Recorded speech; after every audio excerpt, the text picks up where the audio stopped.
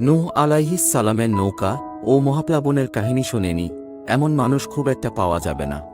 বলা আছে, অবিশ্বাসীদের নির্মূল করতে পৃথিবীতে মহাপ্লাবন সৃষ্টি করেন মহান আল্লাহ। ৪০ দিন পর যখন পানি নামতে শুরু করল, নৌকাটি বর্তমান তুরস্কের আরারত পর্বতে গিয়ে থেমেছিল।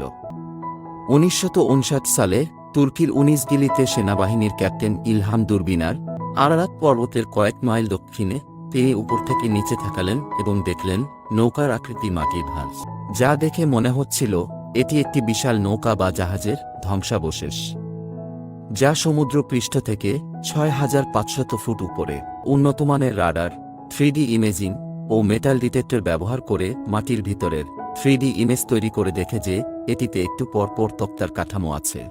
হাজার বছরের মাটির অদল বদলে নৌকাটি ধীরে ধীরে মাটিতে গেঁথে যায়, সংরক্ষিত হয় শুষ্ক মাটি দিয়ে।